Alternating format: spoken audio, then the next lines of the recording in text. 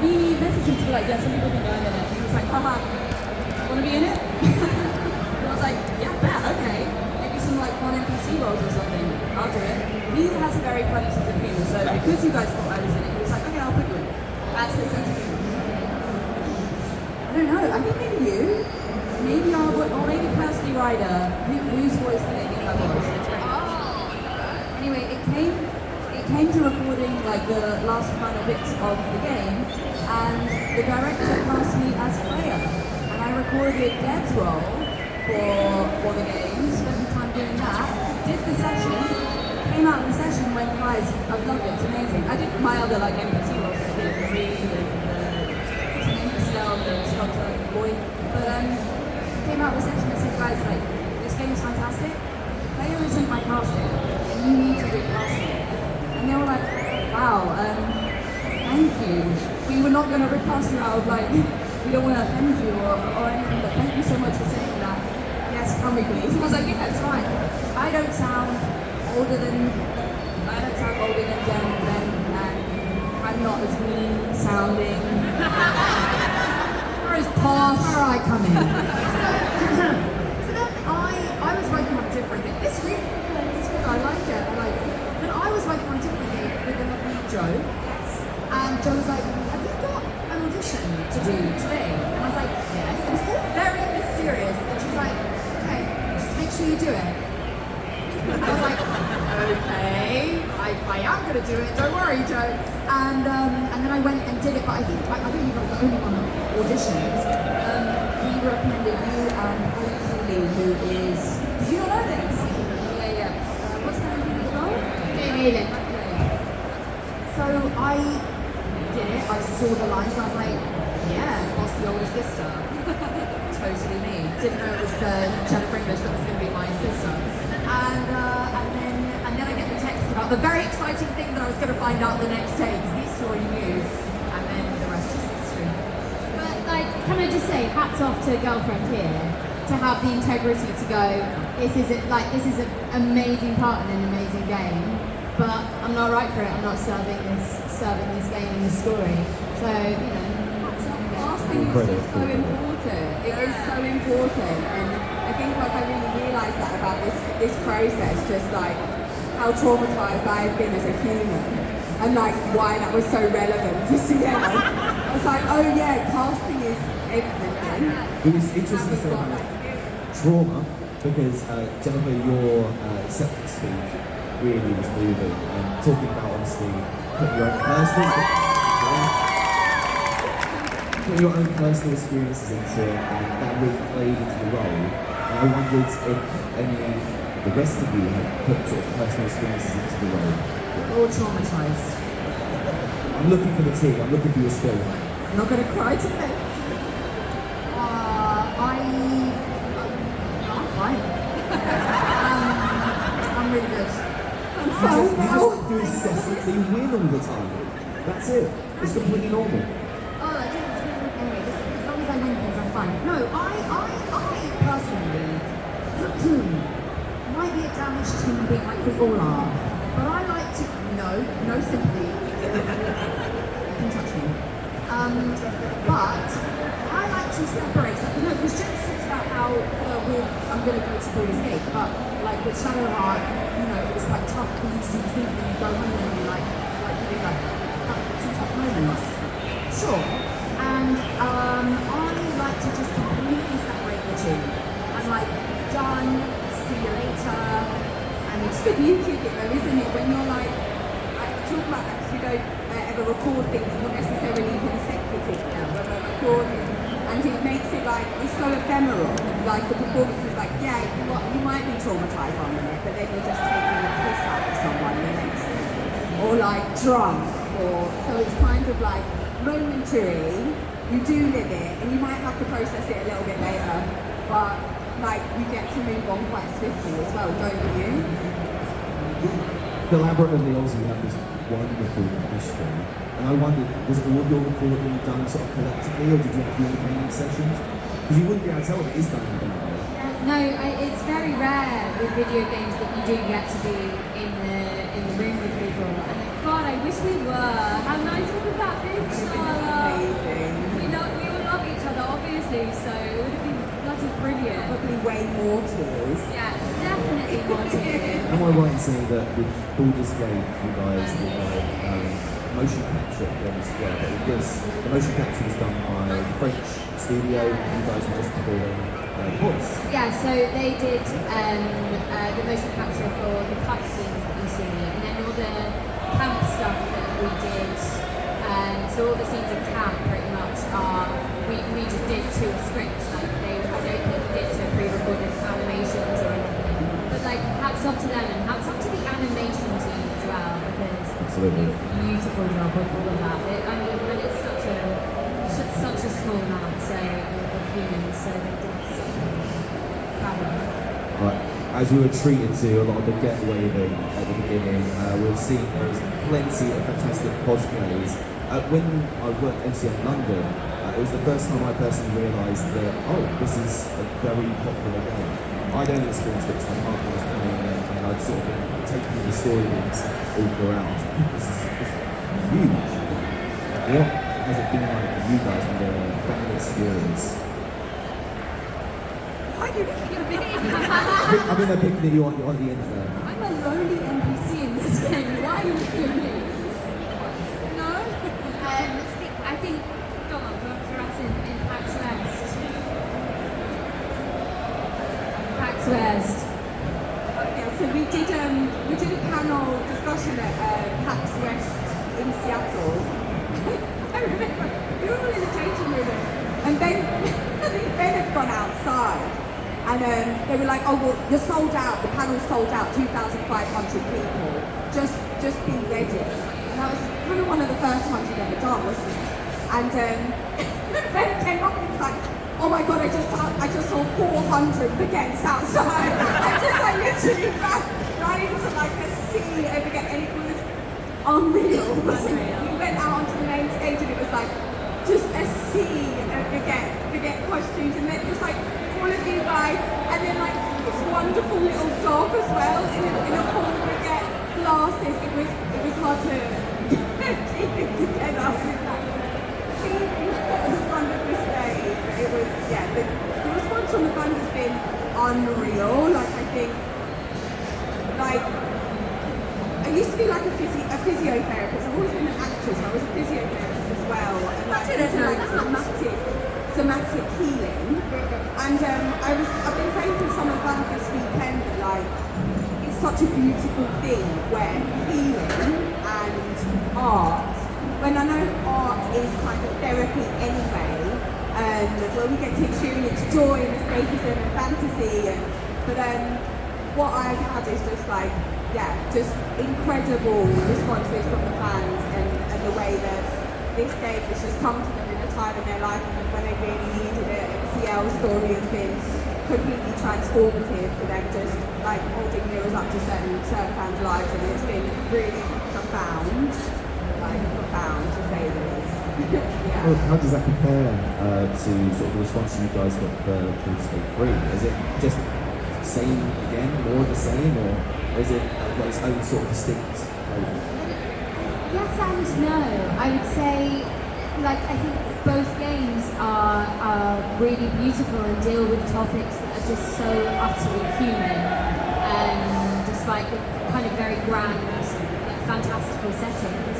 And like, I think we're just seeing such a movement of video games being pure and utter and high and brilliant art, and we're just so lucky that all four of us are part of both of those universes. We're in the golden age of video games, guys. I keep thinking about this and I can't stop thinking about how it's just a magical moment. Why are you looking at me like that? You're Love, admiration? What's that look? It's just funny for you to say that we're in the golden age of video games when they've already just started playing. This is what I was about to say.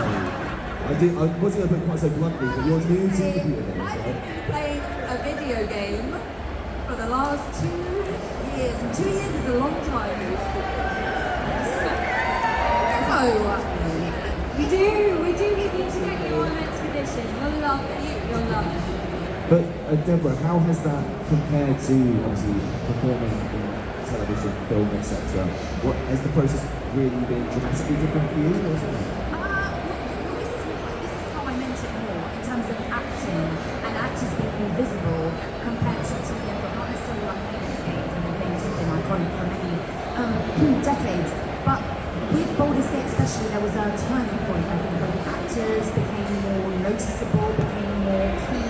I think we all do have to remember that it is a massive team effort, and we are just lucky enough to be the people that get the attention with the faces of the name, but we would be nowhere without the incredible team that makes the game. And I don't even know how you go about making a game. Like, how do you make someone jump? I don't, like, how do you put that into the computer? I don't know. That's not my job, obviously, clearly. Giving away trade secrets of that beatbox, I think, be careful. I think what I heard from the fans, like yesterday, speaking with them as well, was that a lot of people were so happy to see British voice cast come up in the video game industry, which is new, and which I didn't know, because I haven't played the game since Mario and Sonic, like way back.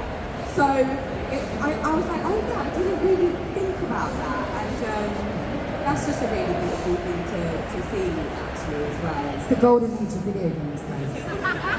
That's the soundbite. Just want you guys to know that.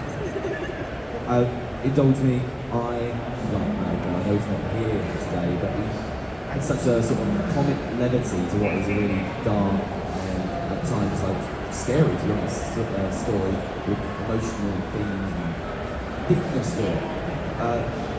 Were you ever a bit annoyed with taking the limelight?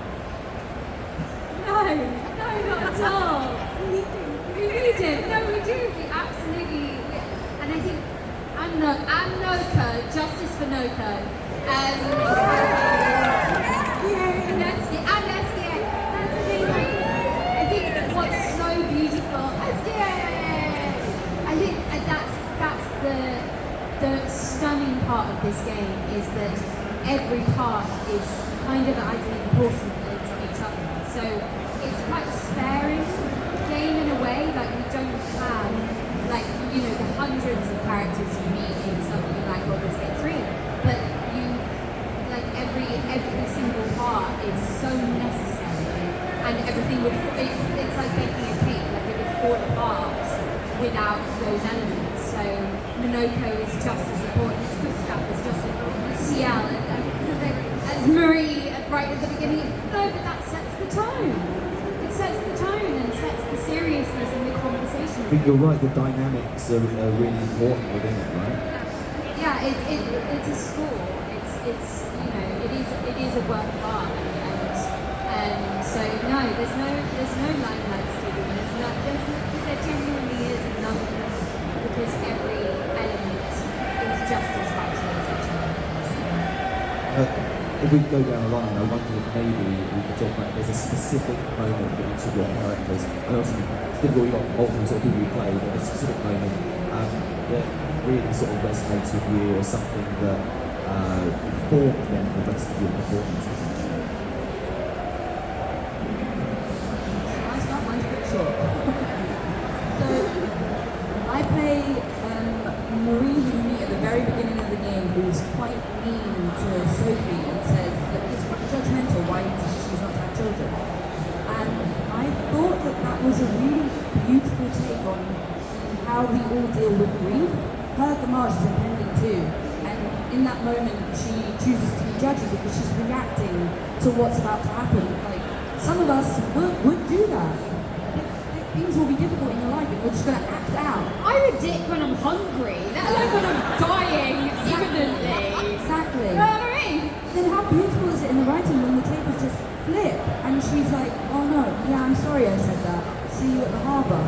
And you're right, it really does set the tone of what this piece is. I remember posting online like, guys, she's not a dick, she's just going through a lot. And then other people agreed. I forgot what your question was, but I feel like I generally answered. Important moment that set the tone. Right, yeah, absolutely.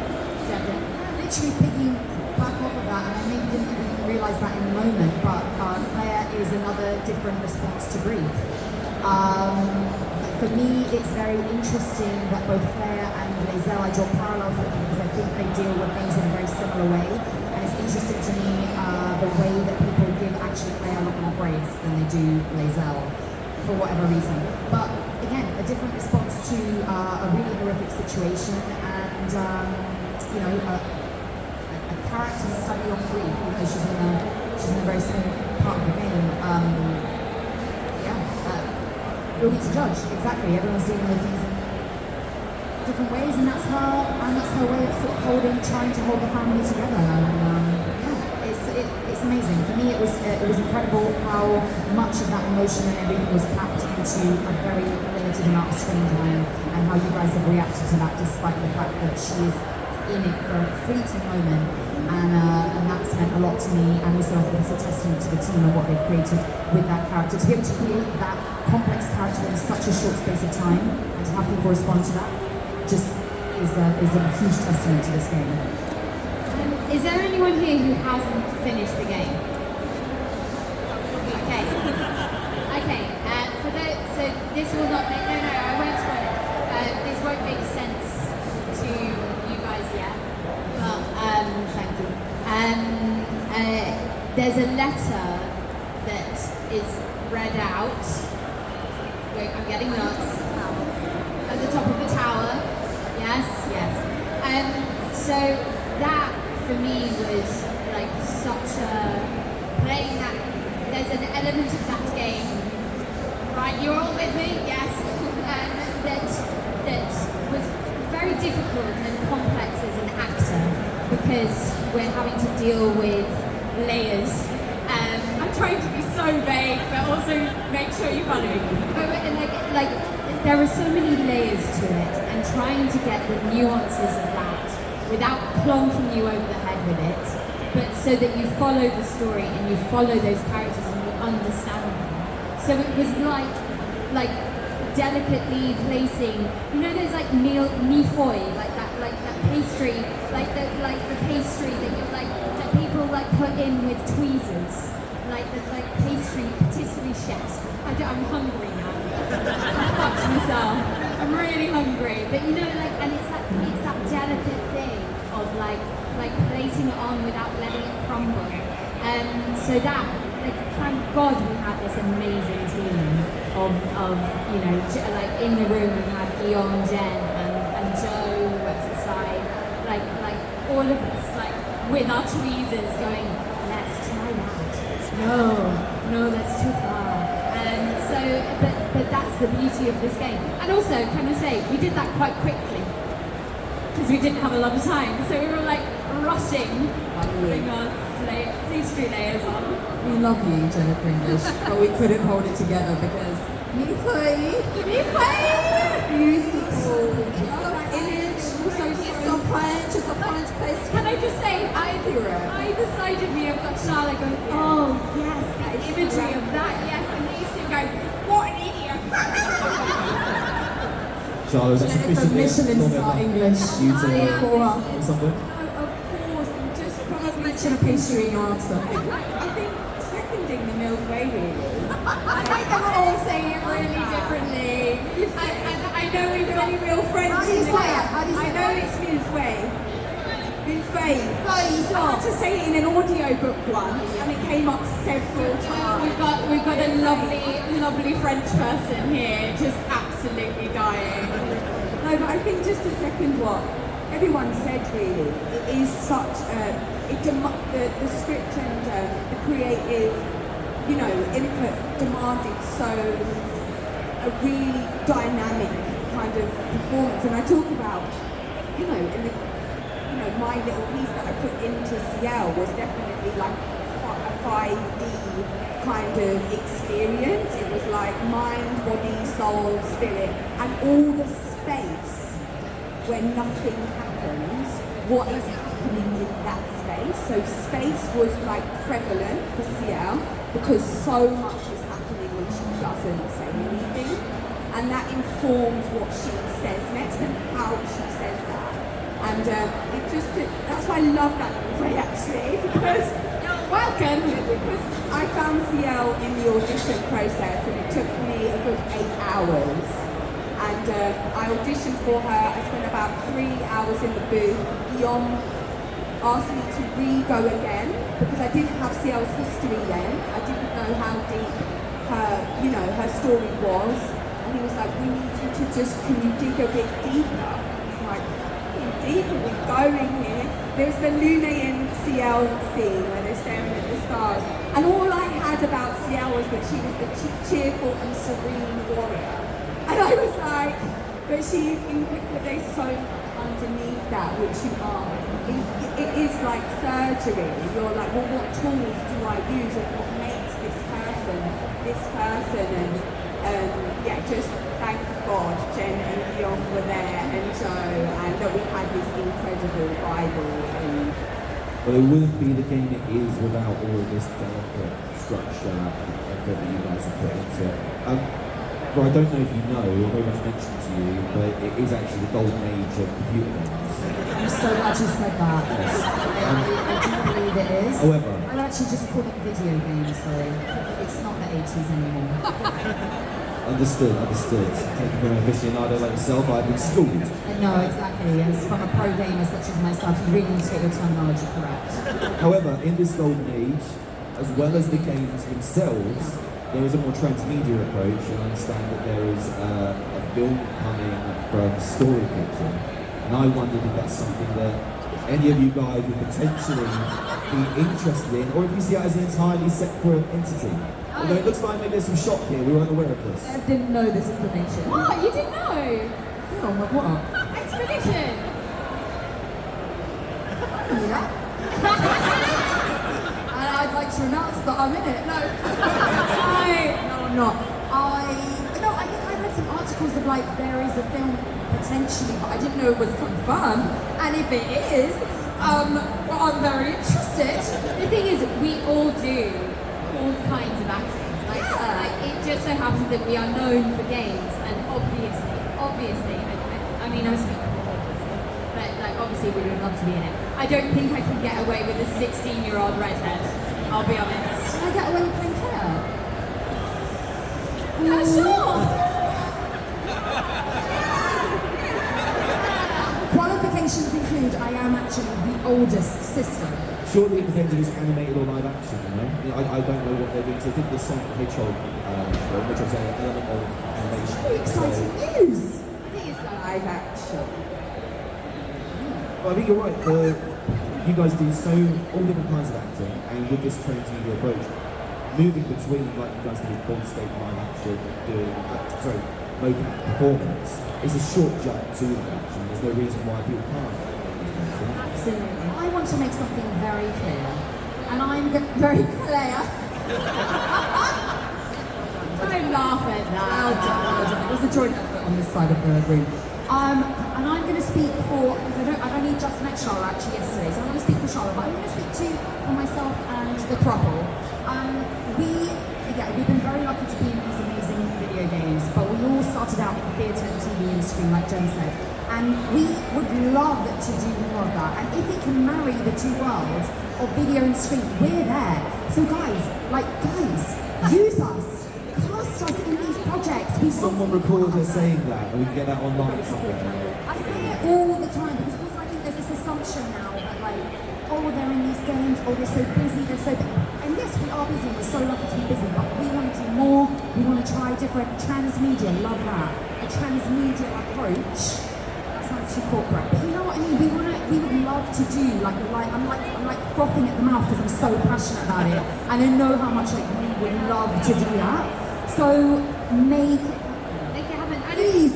And also, I think TV film execs trust the game's audience and know that they're there and use them. Yeah. And use their passion. Stop sleeping on video game audiences, because it's not like you guys don't watch TV and film. That would be weird. You all watch TV and film, right? Yes. So imagine the crossover with potentially Bakel's. The wonderful opportunity for a line of baguettes, right? Yeah, absolutely. It was great. You guys have been all over my feed ever since awards and obviously going to Dutch Comic Con and all these things you're doing. So it seems like you're incredibly busy. when we do events like this, we get the inevitable con flu. Your livelihood relies on your voice. With all the travelling, coming to these events and stuff like that, how do you guys keep healthy? Because I need to know. I'm going to be very sick in probably approximately 24 hours. So we used to get ill all the time. Like I remember, like every single con we did, we would get con flu. Yeah. I'm touching wood now because I'm like, oh no, we've buggered it by saying that we don't get ill as much anymore. How do we do it? Just stuff up the nose. What's that? First defense. First defense. Use first defense advantage. I'm really glad you were quick in there with what that was. Not cocaine. Or I was going to call for some help.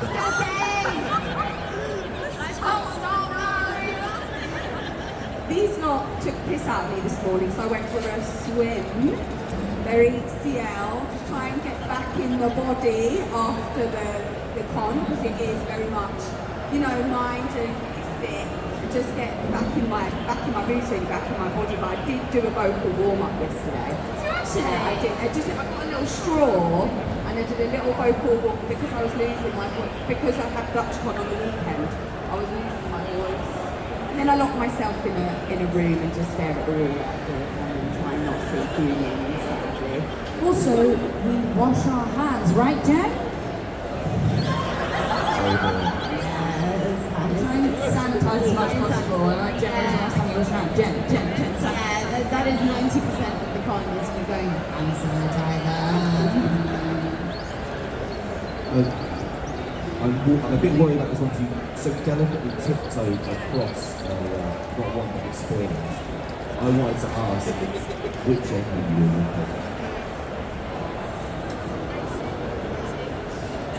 You know they were. You know they were.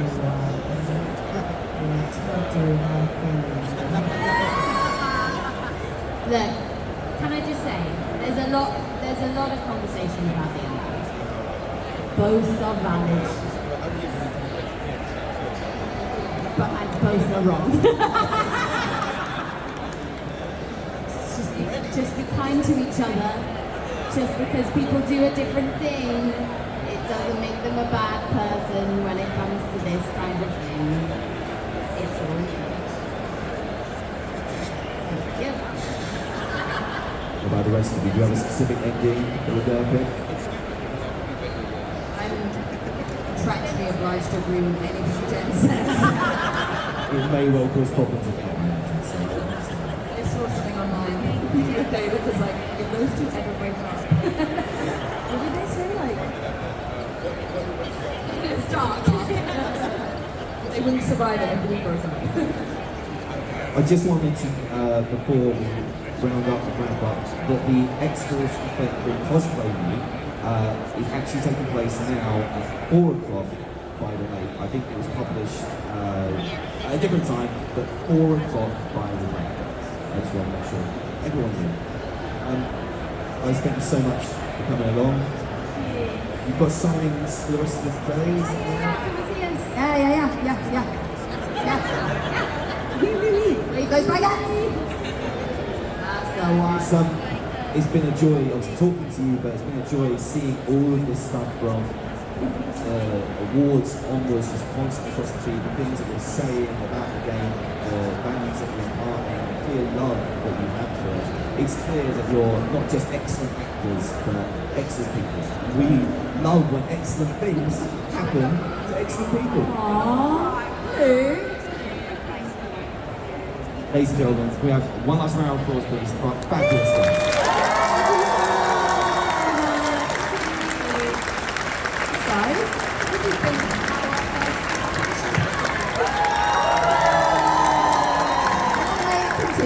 Look, hold on, before we go, let the bloody baguettes out, come on.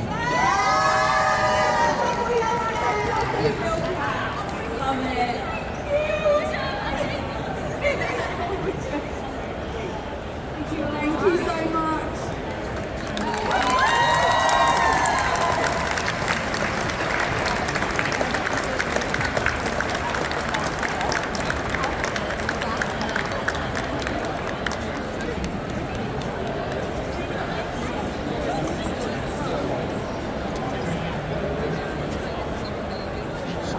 But no, I get what you... Thanks for watching, everyone. Don't forget to subscribe if you want to see more content like this. You can find me on TikTok, Twitter, Instagram, and we do live stream a lot on Twitch.